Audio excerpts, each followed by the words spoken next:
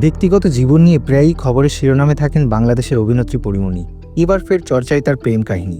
বাংলাদেশের তরুণ সঙ্গীতশিল্পী শেখ সাদীর সঙ্গে জড়িয়েছে তার নাম। যদিও এই গুঞ্জন উড়িয়ে দিয়েছেন গায়ক, তবে সোশ্যাল মিডিয়ায় এই জুটির বিভিন্ন ইঙ্গিতপূর্ণ পোস্ট তাদের সম্পর্কের রহস্য আরও ঘনীভূত করেছে। মঙ্গলবার রাতে নেপপাড়ায় একটি ছবি পোস্ট করেন পরীমণি, যেখানে এক পুরুষের বাহুডোরে দেখা যায় এই অভিনেত্রীকে। নেটিজেনদের দাবি, সেই ছবি পোস্ট করে জীবনের নতুন বসন্তের বার্তা দিয়েছেন পরীমণি। ঝড়ের গতিতে ছড়িয়ে পড়েছে সেই ছবি।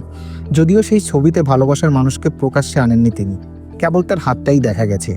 তবেও ভক্তদের চোখ থেকে যেন আড়াল করতে পারেননি।